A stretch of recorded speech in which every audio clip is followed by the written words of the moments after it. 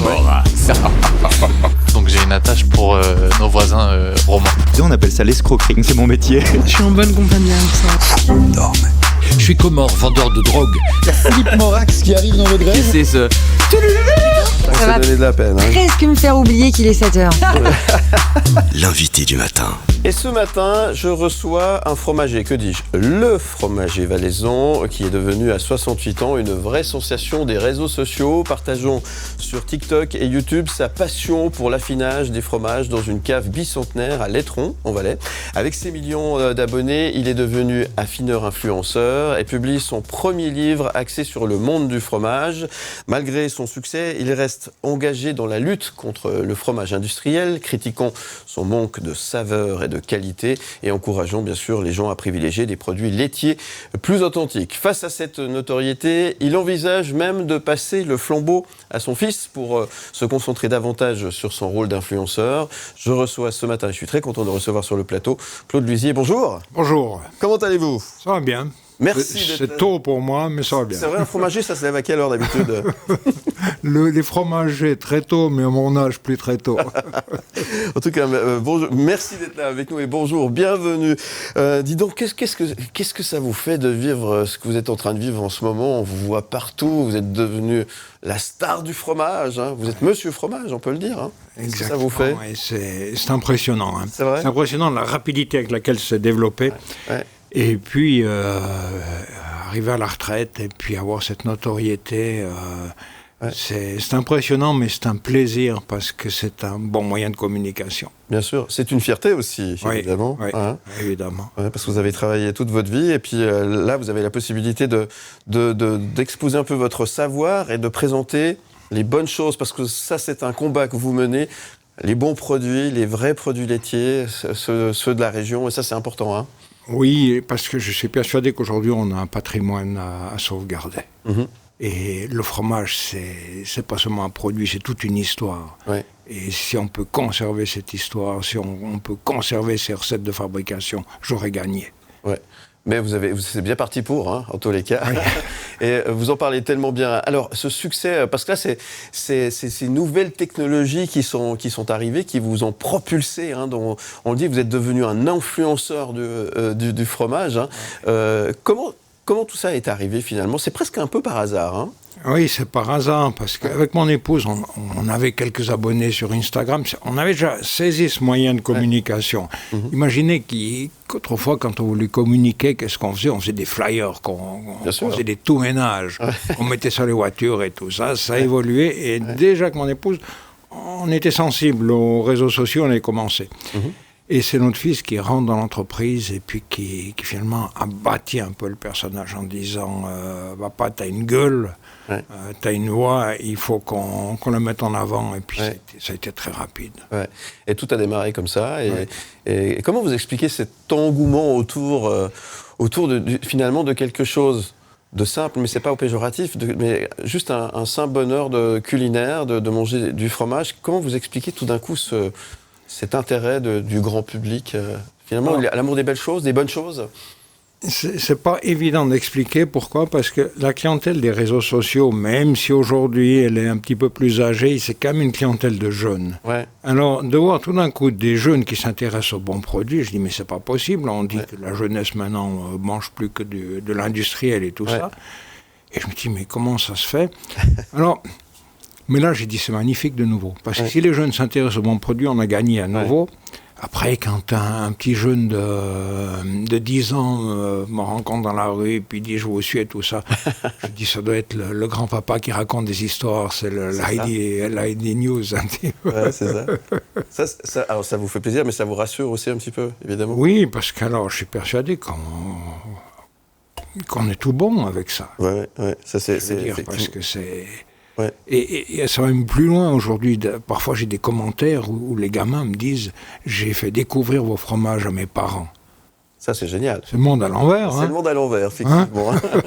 Et c'est le bon côté, finalement, des réseaux sociaux. Alors, il y a les réseaux sociaux, mais vous avez aussi sorti récemment, comme je le disais en intro, un bouquin.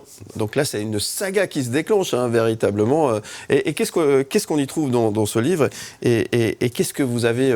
parce que je viens de l'avoir, je savais que vous l'aviez fait, mais je n'avais pas eu l'occasion de ce sont mes 60 coups de cœur fromagers, essentiellement fermiers. Quand on dit fermier, c'est produit à la ferme. Donc on a peut-être des irrégularités dans le fromage, mais le fromager connaît son lait et tout ça, et c'est ça qui fait la différence.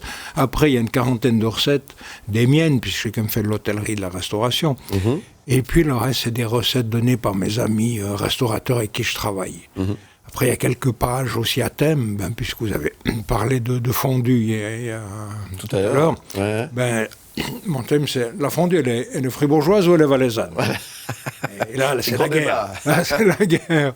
Ou la raclette, elle est savoyarde ou elle est française ou elle est suisse. Alors, pour la raclette, c'est facile parce que La bonne réponse, c'est quoi? Je dis elle est française parce que avant 1815, on était savoyard. D'accord, très bien, ok. Mais sinon, l'origine de la raclette, c'est le Valais. C'est le Valais. L'origine, c'est le Valais. Effectivement, ça on ressent quand même. Il y a un peu de chauvinisme un petit peu, mais il faut raconter l'histoire, la vraie histoire. Et alors, la fondue, c'est plutôt fribourgeois, alors. Exactement. On est d'accord. Oui. Non, il n'y a pas à discuter là-dessus. Très bien. Est-ce que le fromage, c'est votre ami pour la vie? Oui. Oui, parce que c'est notre pain quotidien. On mange du fromage tous les jours. Et du bon. Et du bon, On va parler après vous allez surtout nous expliquer, avant qu'on fasse une petite pause, c'est quoi en fait un bon fromage? Très brièvement. C'est un fromage qui est fait, on va dire, dans les règles de l'art déjà, peut-être, pour commencer. Mais comment on reconnaît un bon fromage, M. Luisier? C'est tout simple déjà de fabriquer un fromage. C'est du lait, on met de la présure pour faire coaguler. Et après, on va prendre toute cette masse, la mettre sous presse, et le sel, et ça part en cave. Mais pour faire un bon fromage, c'est terriblement délicat. Et un bon fromage, pour moi, je privilégie toujours le fromage au lait cru. Pourquoi? Parce qu'il y a un développement de saveur au moment où on l'avalez. Si vous avez un fromage qui est pasteurisé, vous aurez un seul goût. Dès que vous dégustez un fromage, puis il y a des tas de goûts qui ressortent, vous savez que vous avez un bon fromage. Voilà, c'est ça la règle. Oui, exactement. J'ai vu sur une de vos vidéos sur YouTube que vous nous expliquez aussi comment choisir c'est une idée, parce qu'il y en a plein de vidéos, mais choisir un bon fromage pour faire la raclette. Parce que ça, c'est tout un art. Il y a tout un processus pour choisir la bonne meule avant de la mettre au chaud pour qu'elle soit bien, qu'elle ait le bon goût, que le fromage soit sublimé, évidemment. Il y a des petites règles comme ça qu'il faut respecter, notamment bien gratter le fromage avant, enlever cette espèce de la morge, je crois. Ça s'appelle la morge, exactement. Bon, déjà, j'ai suivi. C'est pas mal. Déjà, le fromage raclette est peut-être le fromage le plus difficile à fabriquer. C'est vrai. Parce qu'est-ce qu'on veut, une raclette? On veut pas qu'il y ait de l'huile. On veut pas qu'elle soit gommeuse. Il faut que ce soit vraiment crémeux. Et pour ça, il y a tout un processus. La recette, elle est simple, mais il y a un coup de main qui est terrible, et puis chaque fromager le fera un peu différemment, mais c'est ça qu'on veut.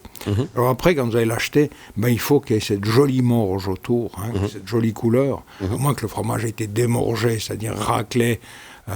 On le trouve des fois sous vide comme ça, mais si vous avez un fromage en face de vous pour la raclette, il faut qu'il y ait cette jolie couleur. Après, pour moi, le choix de fromage, je le fais avec mon pouce. C'est avec le pouce que j'appuie sur la meule et je peux dire, ce fromage-là, il ira très bien pour faire la raclette. Pourquoi? Parce que c'est une habitude depuis maintenant plus de 50 ans où tous les jours avec du fromage. Quand j'étais restaurateur, je faisais la raclette. Et je connais le fromage finalement depuis le lait de la vache jusqu'à l'assiette du client. Donc ça m'a permis de devenir un peu connaisseur dans le choix du fromage à raclette. D'accord. Et il y a des périodes de l'année où c'est mieux que d'autres, non? Quand le lait ou la vache, le lait de la vache vient d'une période été, c'est mieux, c'est ça? C'est juste? Mais c'est terrible, vous avez vraiment bien suivi mes vidéos, parce que là, vous devenez vraiment un connaisseur des fromages.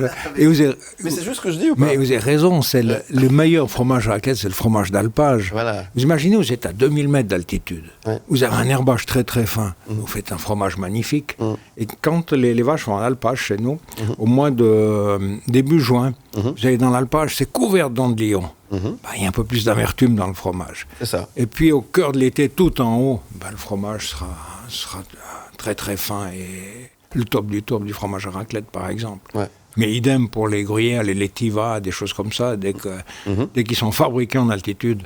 Ça change tout. Ça change tout. Et en plus, ils sont riches en oméga 3. En plus. C'est impressionnant. Le même fromage fabriqué en plaine ou fabriqué en altitude, et plus l'altitude sera élevée, plus il y aura d'oméga 3. Donc, vous pouvez abuser. C'est génial, c'est fantastique. Vous devriez aller, et ça serait pourquoi pas intéressant d'aller dans les écoles, expliquer ce que vous venez de dire là, parce que ça c'est hyper intéressant. Vous savez quoi, vous écoutez parler comme ça, je comprends pourquoi ça cartonne sur les réseaux sociaux. Ah ouais, ça va donnait de la peine. Hein. Presque me faire oublier qu'il est 7h. L'invité du matin. Mon invité ce matin, Claude Luisier, le fromager valaisan qui suscite l'engouement sur les réseaux sociaux. En tant qu'affineur, influenceur, il exprime son désir de se consacrer entièrement à son rôle d'influenceur dans ses prochaines étapes de sa carrière. Ça va vous occuper pour la retraite, monsieur Luisier, c'est ça un petit peu ? Oui, continue à communiquer les meilleurs produits et puis surtout aller à la recherche des meilleurs produits à travers la Suisse, à travers l'Europe. Joli job pour la retraite. Effectivement. Ouais. Oui. Donc ça reste une passion qui va vous accompagner et que vous allez vouloir partager. Et ça, c'est important parce qu'effectivement, il y a plusieurs régions en Suisse. Chaque région a son fromage, chaque région a ses spécialités. Et ça, c'est évidemment pour vous intéressant. Oui. La Suisse est très riche en fromage. Ouais. Ce qui nous manquerait peut-être un petit peu en Suisse, c'est le fromage pâte molle. Ouais. On a beaucoup de pâtes mi-dures, mais bien différents dans chaque canton, et il y a encore des choses à découvrir. Ouais. Que ce soit lait de vache ou lait de chèvre, ou lait de brebis, qu'est-ce qui est le mieux selon vous ? Moi, j'adore le brebis, j'adore le chèvre. Ouais. On n'en a pas assez en Suisse. Ouais. Pas assez, ça. Non, là, il y a un potentiel de développement qui est énorme. Ouais. C'est peut-être une piste à explorer. Oui, pour les jeunes. Oui. Et aujourd'hui, vous menez un combat, j'ai envie de dire, c'est une sorte de combat sur tous les produits industriels, sur le fromage. Donnez un exemple, vache qui rit, par exemple. Elle vous fait pas rire, la vache qui rit. Non, parce que ça n'a pas de texture, ça n'a pas de goût. Ça, c'est l'extrême, celui-là. Mais après, on a aussi des fromages industriels qui ne me plaisent pas. Pourquoi ? Parce que quand vous promenez un fromage industriel qui a été pasteurisé, mais vous allez faire un camembert pasteurisé, par exemple, il aura le goût de camembert. C'est bon, goût de camembert. Et c'est comme ça que j'arrive à les reconnaître. Quand j'ai qu'un seul goût, je dis ça a été pasteurisé. Quand j'ai un camembert de Normandie à AOP, lait cru, au moment où je l'avale, j'ai tas de saveurs différentes qui vont éclater. Et là, je dis, j'ai trouvé le bon produit. Ça, c'est le bonheur. Oui. Mais ça se travaille finalement, le palais. C'est ça, c'est qu'il y a tout un travail de rééducation chez les gens, et notamment chez les jeunes, pour qu'ils apprennent à découvrir les bonnes choses, finalement. Ça s'est un peu perdu, ou ça revient, justement ? Au vu des commentaires sur mes réseaux sociaux, je dis on n'a pas tout perdu, puisque ce sont des jeunes qui... Et quand je publie une vidéo, et puis qu'il y a plusieurs millions de vues, et que ce sont des jeunes qui ont vu ça, qui me font un commentaire, c'est magnifique, je ne connaissais pas ça sur les fromages, j'ai envie d'en apprendre plus, je l'ai montré à mes parents et tout. Je dis c'est bon, on est du bon côté de On est du bon côté. Tout va bien, ça fait plaisir. Alors, il y a votre livre, et puis vous êtes venu également avec des fromages ce matin. Je vais vous laisser un petit peu nous expliquer ce que vous nous avez apporté sur le plateau. Faites-nous une démonstration, expliquez-nous un petit peu. Alors, pour ceux qui nous écoutent et qui nous regardent, on a besoin d'avoir un peu l'eau à la bouche. Alors, je me suis dit à 7h du matin, on ne va pas prendre un Roquefort, on ne va pas prendre un Schlafziger, on va essayer de prendre des fromages du petit déjeuner. C'est des fromages qui n'ont pas trop de caractère, qui ont de la finesse et qui en redemandent un peu. Vous savez que c'est devenu un petit peu, depuis quelques mois maintenant, sans arrêt, j'entends des émissions où on dit au petit déjeuner, il faut manger salé. Il faut éviter le côté sucré pour pas que le pic de glycémie monte trop vite ou des choses comme ça. C'est technique. Alors je me suis dit, au petit déjeuner, allons-y avec du fromage, mais il ne faut pas qu'il arrache. Alors ce que je vous ai sorti un petit peu, là j'ai une tome au valaisanne, là on est dans le Penicillium camemberti, donc c'est tout léger en goût. En restant dans le camemberti, on part en France, on est près de Paris avec le Bria-Savarin. Ça c'est un fromage triple crème. Donc ça va bien. Bonne portion au petit déjeuner pour la journée, vous êtes bon. C'est très bien. Ouais. On revient au Valais avec celui-ci. C'est un jeune fromage à raclette. N'oubliez pas que le fromage à raclette, on peut le manger à la main. Bien sûr. Et il faut vraiment que de plus en plus les gens se mettent dans la tête, le fromage à raclette se mange aussi à la main et s'apprécie aussi à la main. Tout à fait. Donc, le bon, hein, attention. Oui. Le bon, le vrai. Le vrai. Et puis, on finit avec le comté. Pour moi, le comté, j'aime bien parce que c'est un fromage addictif. Parce que dès que vous dégustez un peu de comté, vous avez envie d'en reprendre un morceau. Parce qu'il est tellement agréable, il est tout en douceur. Je parle d'un comté jeune de nouveau. Après, quand j'ai des comtés qui arrivent à 30 mois d'affinage, on a beaucoup plus de caractère et c'est différent. Donc ça, au petit déjeuner, avec un bon morceau de pain, une baguette un peu croustillante, ça devrait pas mal aller. N'oubliez pas qu'au petit déjeuner, souvent, on boit du café avec ça. C'est vrai. Et le café, le fromage, ça va ? C'est pas idéal. Mais qu'est-ce que vous prenez avec un bon fromage comme vous venez de nous présenter? Qu'est-ce qu'on boit le matin au petit déjeuner, hein? Moi, je bois du café, mais si on doit être puriste, on boit plutôt sur un thé un petit peu parfumé ou des choses comme ça, quoi. Parce que le café, c'est pas... Mais c'est un peu un réflexe, on se lève le matin, un petit bout de fromage et puis une tasse de café, ça va bien. Il n'y a pas d'heure pour manger du fromage? Non. Non, ça c'est important aussi de le rappeler. Alors effectivement, vous l'avez dit, hein, enfin quoi que les goûts et les couleurs, hein, mais éviter quelque chose de trop corsé. Un bleu par exemple, c'est plus compliqué le matin peut-être. Le matin, non, il faut pas se creuser la tête le matin. Il faut déjà se réveiller un petit peu tranquillement, on va aller par étapes un peu. En tout cas, ça sent très très bon. Hein. Oui. Et je vous remercie pour cet exposé parce qu'effectivement, ça nous met l'eau à la bouche. C'est important parce que quand on parle du Valais, on parle du fromage, mais on parle aussi du vin et les accords entre le fromage et le vin, ça aussi c'est important. Avec une bonne raclette, alors je sais, vous allez me dire du fondant. C'est ça? Une bonne raclette, pas forcément? Oui, fondant, mais dès que la raclette aura un peu plus de caractère, on peut prendre des cépages blancs avec un peu plus de caractère. On peut même jusqu'à la petite Arvine, un chardonnay. Non, on peut monter un petit peu en grade, mais on reste toujours dans le blanc. Voilà. C'est aussi un peu ma croisade. Le vin rouge ne va pas bien avec le fromage, il ne s'accorde pas bien. Alors ça, c'est très bien parce que c'est un sujet que je voulais évoquer avec vous. Hein. Il y a ce mythe où, quand on a fini un bon repas, on finit par un fromage et souvent on rouvre une bouteille de rouge et c'est pas forcément très juste. Hein. On ferait mieux de boire du blanc parce que ça permet de rincer déjà, comme on dit. Mais surtout, le blanc va mieux avec le fromage. C'est ce que vous êtes en train de dire, hein, c'est ça? Alors, à la base, le blanc va mieux. Le problème qu'il y a, c'est qu'on se trouve en fin de repas où on vient de boire du rouge. Bouteille, elle n'est pas finie. Qu'est-ce qu'on fait? On continue à boire du rouge. Mais dès qu'on fait vraiment une dégustation comparative, qu'on essaie de réfléchir un petit peu à la dégustation, le rouge et le fromage ne s'accordent pas. C'est à cause des tanins. Et plus il y a de tanins, moins le mariage est bon et plus ce mariage-là, ça va pas. Ça va pas, l'un démolit l'autre. C'est ça, On arrive sur quelques rouges beaucoup plus âgés où les tanins s'effacent un petit peu. Mais il y a tellement, surtout en Suisse, on a tellement de cépages blancs différents et c'est là qu'on peut vraiment faire des dégustations et tout ça. Si je devais choisir un seul blanc qui s'accorde parfaitement avec un plateau de fromage où il y a plusieurs sortes, je dirais que c'est l'Aïda. C'est le païen Valais. À cause de son acidité. Il y a un bon taux d'acidité qui permet de bien accorder le vin et le fromage. C'est intéressant. Donc un vin un peu plus acide permettra de faire ressortir les saveurs du fromage. Donc ça s'accorde mieux. Hein, c'est ce que ça s'accorde mieux. Puis des fois, en dégustant, le vin est mis en valeur et le fromage aussi. Donc c'est gagné, quoi. C'est gagné. Voilà. Merci en tous les cas, M. Luisier, d'être venu nous parler si bien du fromage, qui est votre passion, hein, on l'a bien compris. La suite, c'est quoi? Alors, vous avez sorti ce livre, je le rappelle. Il y a d'autres choses qui sont prévues. Alors, les réseaux sociaux, vous continuez à être très actifs, évidemment. On va continuer à vous suivre de plus en plus. Ce livre, est-ce qu'il y a d'autres projets dont on peut parler? Votre fils qui va prendre le relais il a déjà pris. C'est lui le patron. Hein. C'est lui le patron. Rien à dire dans l'entreprise. On lui fait un petit coucou. Michel. Voilà.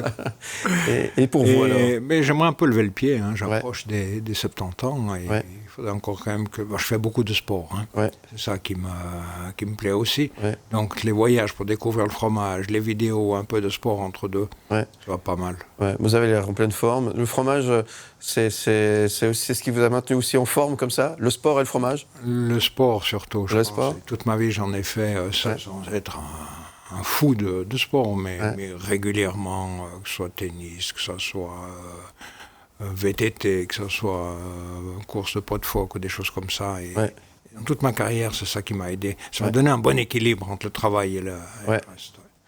Vous n'arrêtez pas, hein, vous êtes au taquet tout le temps. Hein. Impressionnant. Impressionnant. Des fois, je suis impressionné.